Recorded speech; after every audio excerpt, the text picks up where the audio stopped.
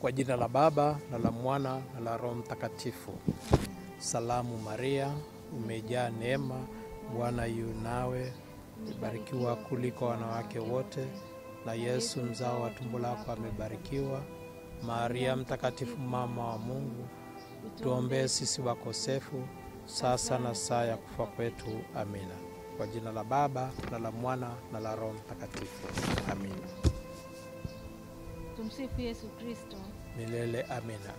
Karibu sana Padre katika kipindi hiki. Tutambulishe mtazamaji kisha uweze kutuelezea kidogo kuhusu Bagamoyo, uinjilishaji uliofanyika baada ya wamisionari wa kwanza kuondoka na kuachia wamisionari wa Afrika, na yale yote ambayo yaliweza kufanyika baada ya hapo. Karibu Padre. Asante sana sister. Asante sana watazamaji.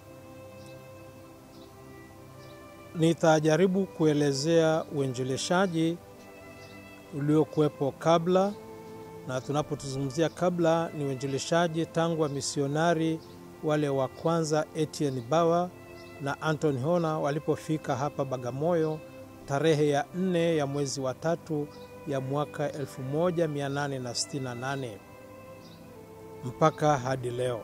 Lakini hatutaelezea hiyo. Kwa hiyo sehemu ya kwanza ni hiyo ambayo ya wale wa misionari wa kwanza kufika, mpaka wakati ambapo misionari wa mwisho mzungu aliyekuwa hapa Bagamoyo, Padre Fritz, ambaye aliondoka kwenye hii miaka ya 1989 hivi. Hicho kitakuwa ndio kipindi cha kwanza ambacho hatutakizungumzia, na kipindi cha pili ni kile ambacho tangu mwaka wa 1990 mpaka hivi siku hii ya leo, ambacho ndicho hasa tunachokuzungumzia kama ni kipindi ambacho sasa Waafrika walichukua hatamu ya uinjilishaji. Kitu cha kwanza cha kuelewa ni kwamba katika uinjilishaji kwa shirika la Roho Mtakatifu, malezi yake yanaendana na karama ambayo inafanana kwa wazungu na kwa Waafrika na kwa mtu yeyote yule.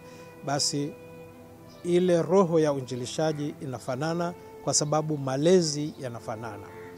Kwa hiyo utaona kwamba hakuna tofauti kubwa kati ya wale wamisionari wa kwanza wa ile sehemu ya kwanza na wamisionari wa sehemu ya pili, ambayo ni sehemu hii wakati huu ambao tunaoishi sasa.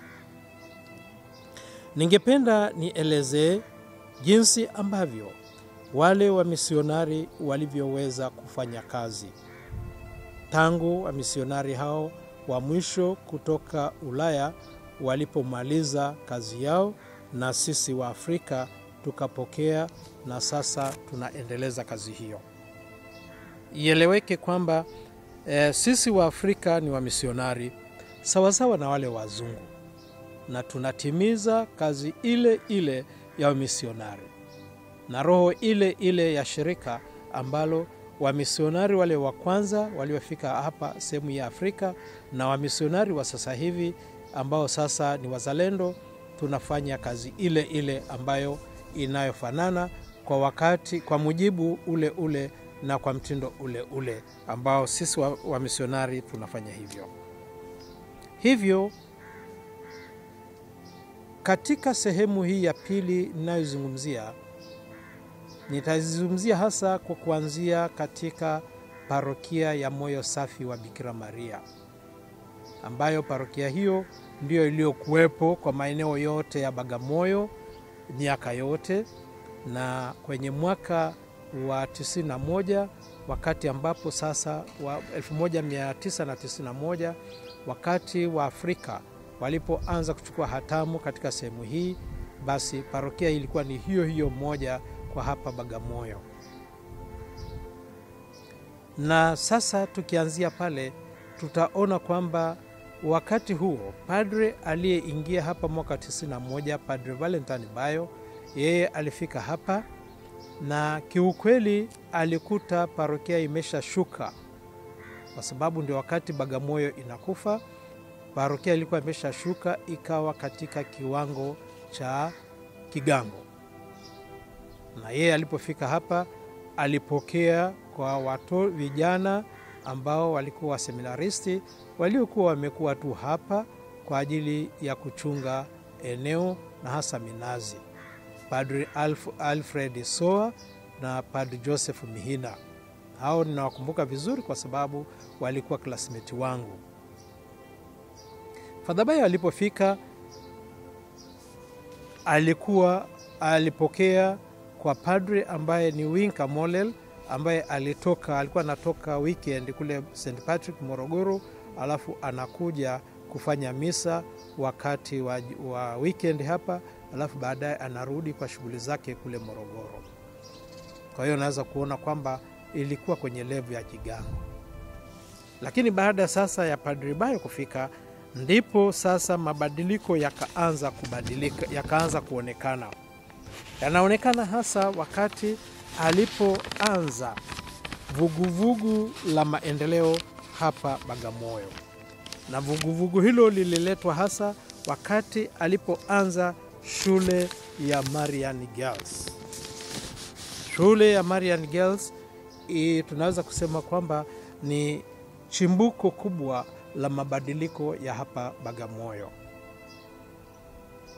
Shule hiyo ambayo ilianza mwaka 1997 alianza kwa lengo la kulelea watoto wasichana wa hapa Bagamoyo, lakini pia ikawa ni mlango wa kufunguka kwa wengine kutoka bara na sehemu nyingine kwa ajili ya wakaweza kuifahamu Bagamoyo. Ikasaidia sana katika maendeleo ya kanisa ya parokia, na ikasaidia sana katika kuendeleza sio tu mazingira, lakini katika kuifanya Bagamoyo iweze kufahamika sio tu kitaifa na hata kimataifa.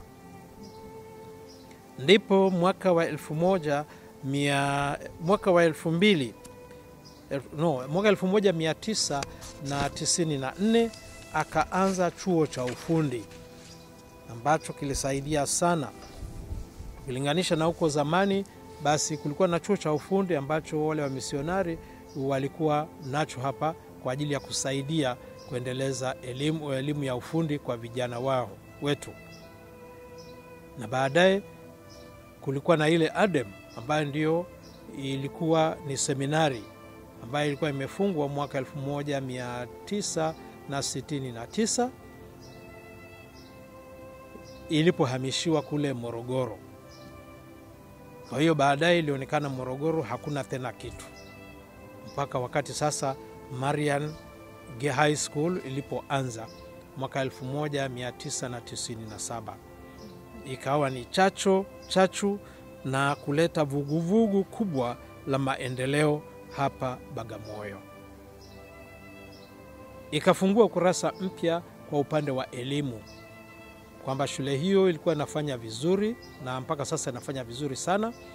Hivyo sasa wakaweza kufunua au kufungua mlango kwa taifa la Tanzania, kwa wananchi wa taifa la Tanzania wakaweza kuitambua Bagamoyo kwa kupitia Marian High School.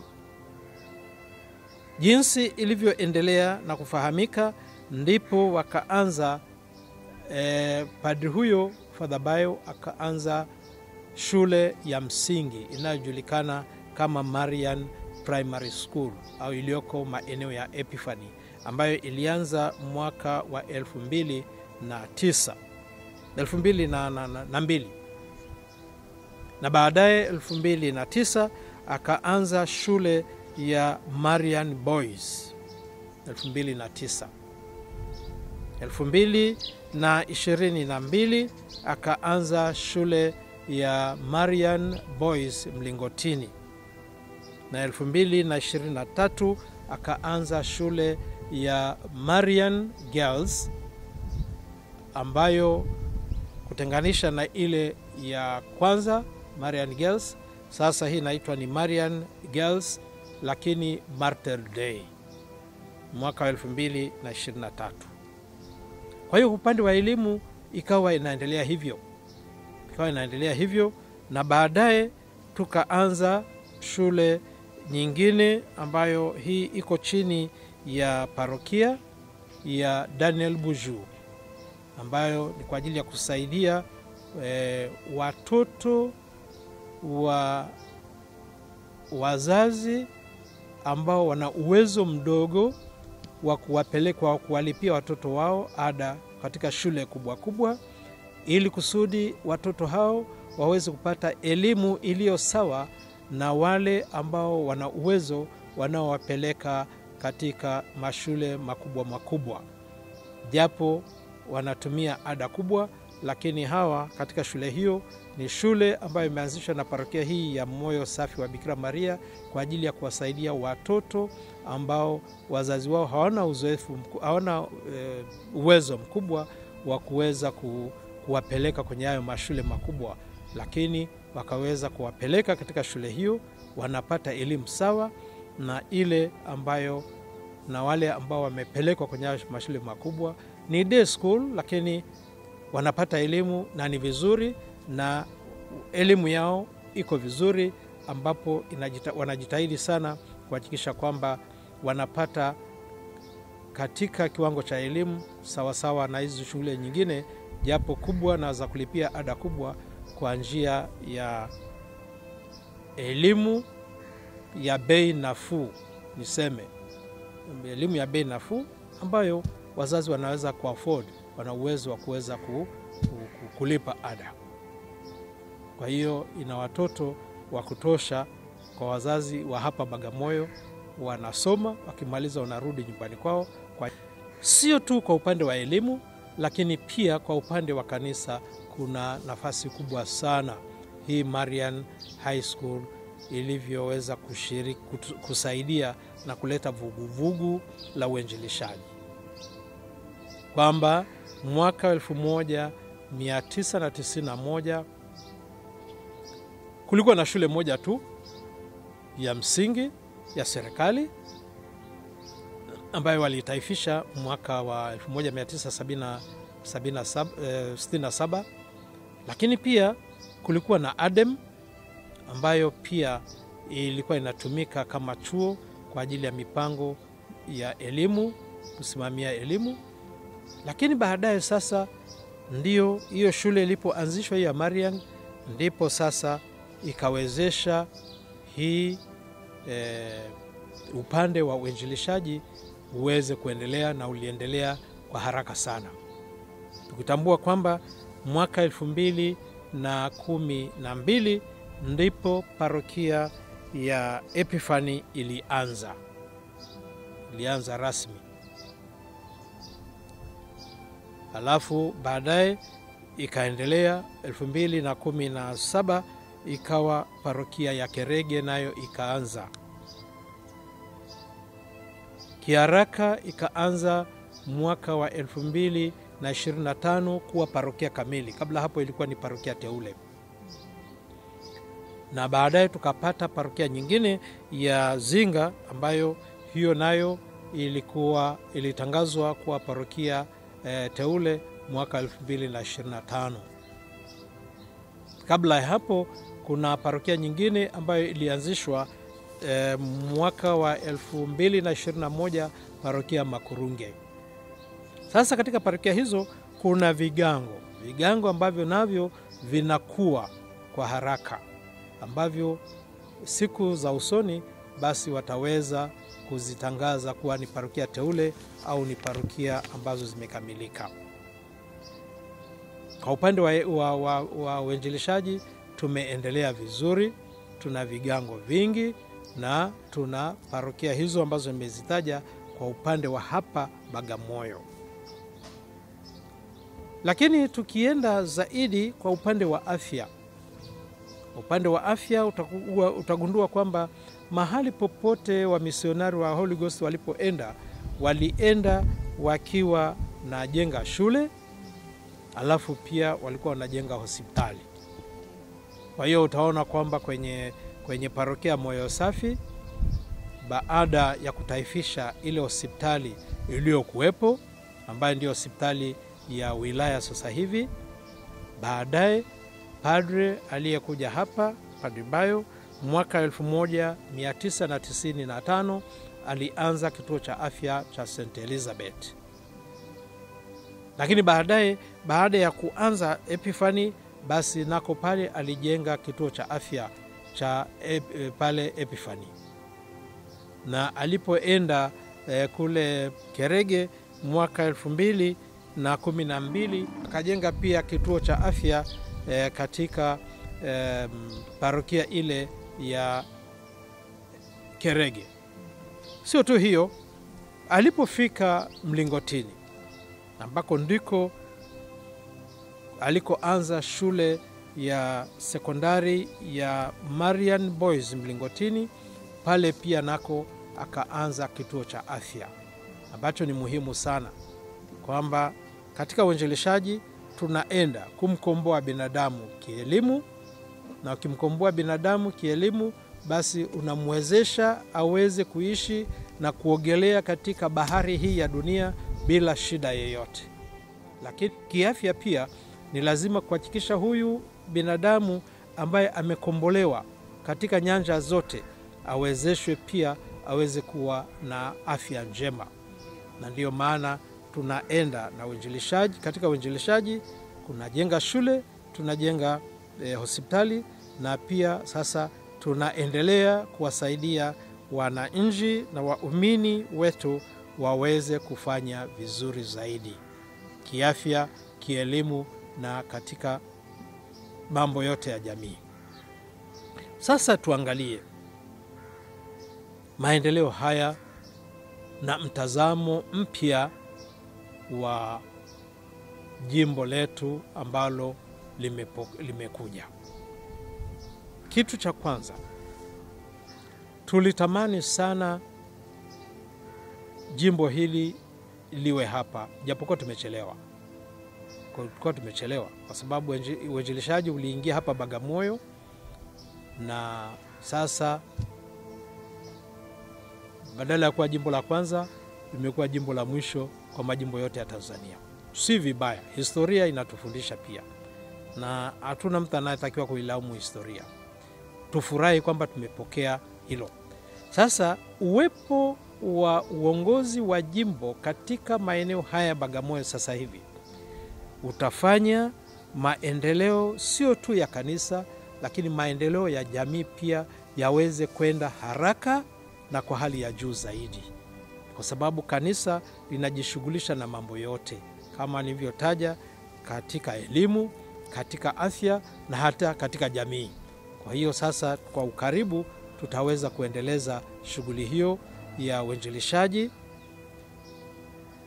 katika nyanja zote, ili kusudi kumwezesha muumini na raia yeyote anayeishi au mwananchi yote anayeishi maeneo haya ya Bagamoyo aweze kufanya vizuri katika maisha yake. La mwisho nitakalolizungumzia ni hija. Kituo cha Bagamoyo ni kituo cha hija. Kituo cha hija kimekuja katika kipindi hiki cha pili, wakati ambapo wale wa misionari wa kwanza wa kutoka Ulaya wamekwisha kumaliza kazi yao na wamerudi kwao, hawapo tena Bagamoyo. Na kituo hiki cha kwanza lazima tumtamke, au lazima hapa tuseme juu ya Kardinali Pengo, ambaye yeye hasa ndiye amepromote eneo hili la Bagamoyo liwe eneo la hija. Alichokifanya ni nini? Tangu mwaka wa 1999 yeye aliwaambia WAWATA walioko Dar es Salaam lazima wafanye hija Bagamoyo, na WAWATA wa Dar es Salaam walifanya hivyo, na kwa sababu hiyo wamepromote sana uwepo wa hija, watu kuja hija Bagamoyo.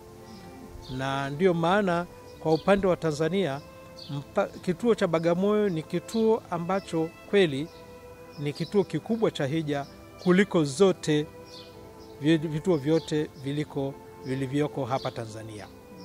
Wanakuja Bagamoyo kwa sababu gani?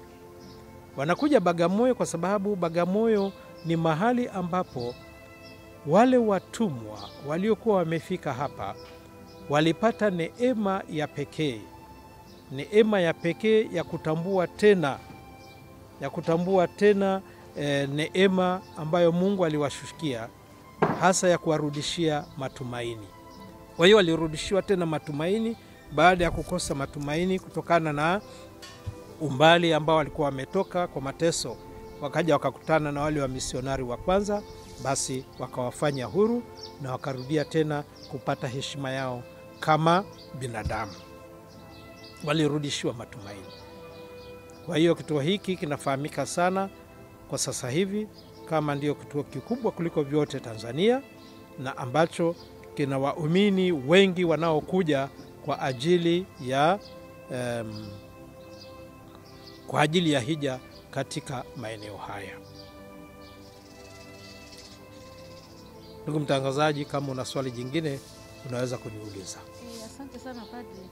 Tumeyasikia mengi ambayo wengine pengine tulikuwa hatuyafahamu na mtazamaji pengine alikuwa hajawahi kuyasikia, lakini pia ningependa kujua kwamba kwa sababu ya kuwa kituo cha hija hapa Bagamoyo, je, sisi wenyeji wa Bagamoyo ni kwa namna gani ambapo sisi wenyewe tunaweza kuimarisha kituo hiki kwa kuhudhuria hizi hija mara kwa mara? Vizuri. Au tunategemea tu pengine wenzetu wa kutoka Dar es Salaam, sehemu za nje zaidi ya Dar es Salaam kuja kuchota neema, na sisi wenyewe tulioko hapa, je, tunazitumia vya kutosha?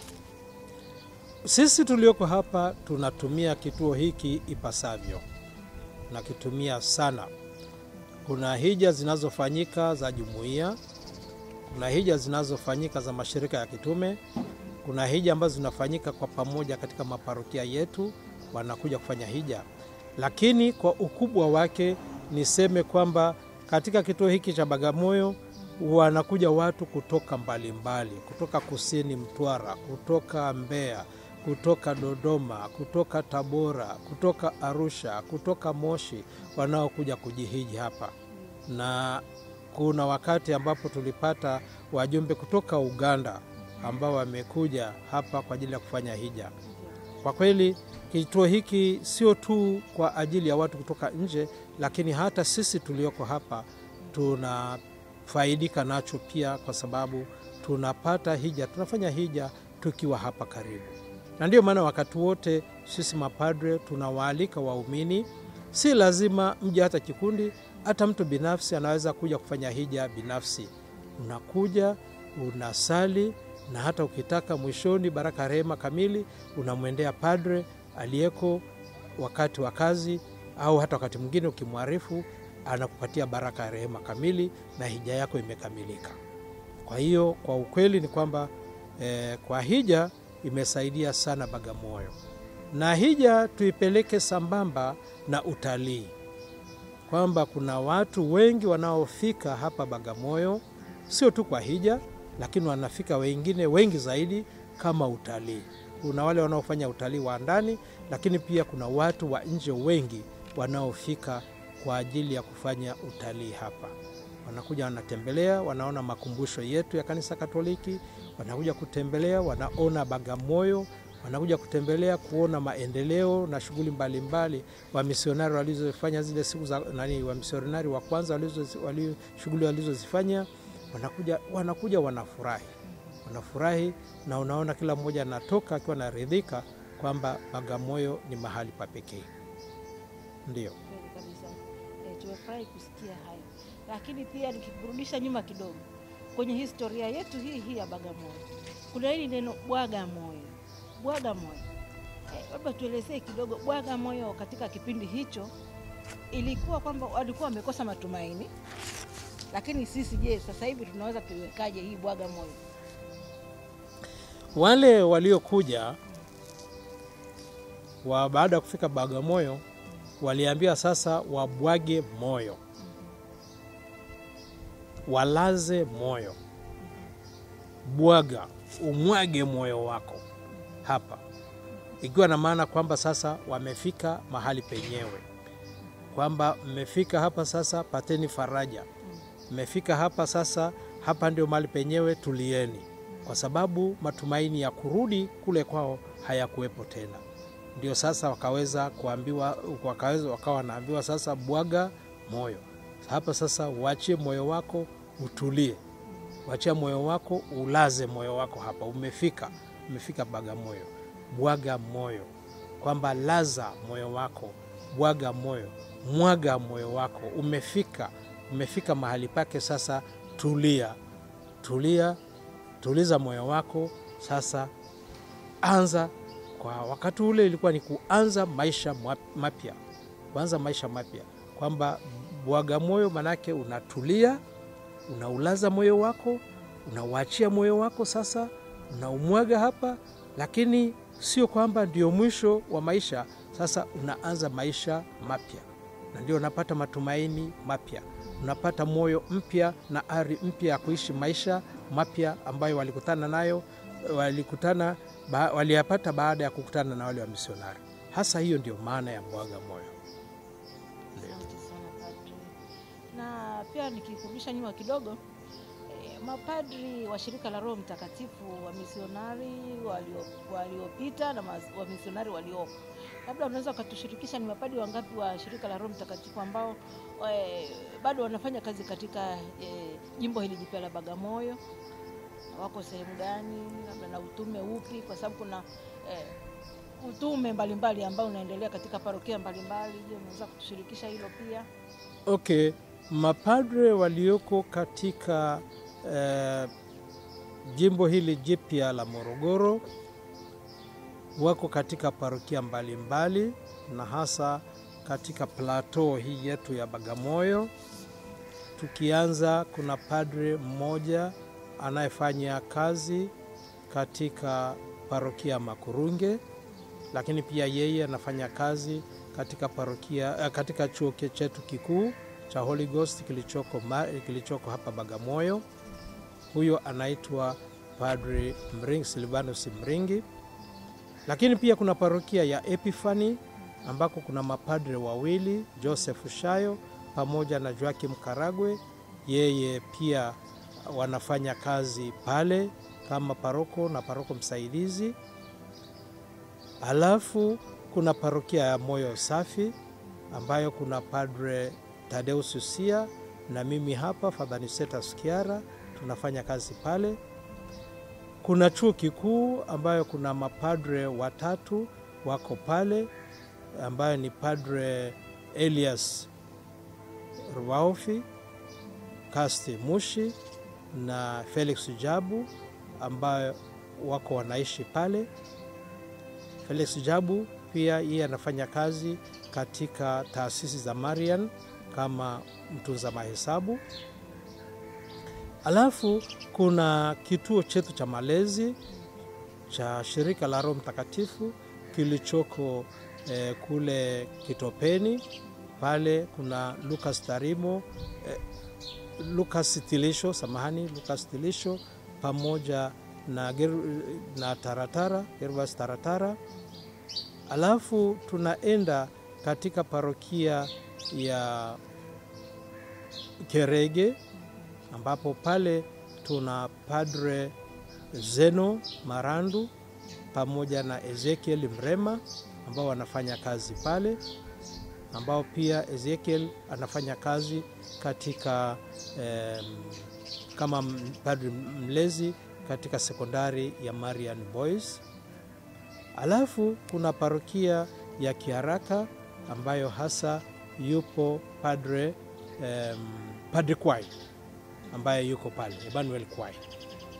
Sasa kuna Padre Bayo, yeye ambaye hasa ni msimamizi wa taasisi mbalimbali za Marian, taasisi zote za shule, taasisi Stella Maris na pamoja na chuo cha ufundi. Tuna taasisi mbalimbali ambazo ni za shirika, yeye anazishughulikia kama moderator wake ambaye ndiye msimamizi wa taasisi hizo na anasimamia utekelezaji wa taasisi hizo kwa niaba ya shirika. Hao ndio tulioko hapo sasa hivi tunaofanya kazi. na bila kusahau kwamba Felix Jabu pia anasimamia parokia teule ya Zinga. Kwa hiyo utaona kila mmoja yuko na kazi ambazo anazozifanya, anatoa contribution yake katika kuendeleza jimbo hili jipya la Bagamoyo. Ndio. Asante sana Padri kwa kutushirikisha hayo. Tunatumaini kazi zote hizi mnazofanya ni kazi ambazo zinainjilisha na wale vijana ambao bado hawajatambua waende wapi. Wapo vijana ambao pengine wangependa kujiunga na shirika hili, lakini pengine hawajitambui, hawajui wafikeje hapa. Sijui ni utaratibu gani ambao pia mnajaribu kufanya ili kuweza kuwafikia hao, kando ya wale walioko kwenye nyumba ya malezi pale Kitopeni. Kazi ya misionari, priority ya kwanza tunavyojua, na ndivyo ilivyokuwa na kwa wale wa misionari wetu wa kwanza, ni kuangalia mahitaji ya kanisa la mahalia. Kwa hiyo tuna wajibu hasa wa kuhakikisha kwamba kanisa mahalia linapata personnel, linapata watawa, linapata mapadre wa kuweza kuinjilisha na kuendeleza utume katika jimbo hili. Hiyo ndio kazi kubwa yetu ya kwanza. Lakini inapotokea kwamba kati ya hao ambao tunaowaelekeza akipenda kujiunga na sisi, basi tuna wajibu huo pia wa kuendeleza wito katika shirika letu. Kwa hiyo hizo ndio kazi kubwa. Priority kwanza ni local church, tuweze kusaidia kwanza kwa ajili ya kupata personnel. Kwa hiyo tuwaelekeze vizuri, waende, wajifunze, walelewe, ili kusudi waweze kutoka huko watu wa kusaidia. Alafu ya pili basi ni kule anayejitokeza ambaye anapenda kujiunga nasi, basi tunamwelekeza ili kusudi aweze kuingia katika shirika letu. Huo ndio wajibu uliopo. Lakini utaona kwamba kwa upande wa miito tunayo bado kazi kubwa sana. Katika hii miaka 150, sasa hivi ni 50 na ngapi? Inakaribia 1158, 57 hivi ya umri wa parokia Moyo Safi. Utaona kwamba tunao tu mapadri 2 na masista 3 wa kutoka hapa Bagamoyo. Ni masista 2 na masista 3 na mapadre 2 tu wazaliwa wa hapa. Mungu bariki, mwaka huu tutapata mmoja, isipokuwa yeye ni washirika la Don Bosco. Na tuna mseminaristi mkubwa mmoja pia ambaye yeye ni wazi sasa, alikuwa jimbo la Morogoro lakini sasa atakuwa ni wa jimbo la Bagamoyo. Kwa hiyo tunaendelea hii ni kazi yetu wote, kwamba waumini na wazazi na mapadre na watawa lazima sasa katika hili jimbo jipya tuhakikishe tunafanya kazi ya kupromote vocation, kulelea miito kwa ajili ya jimbo letu.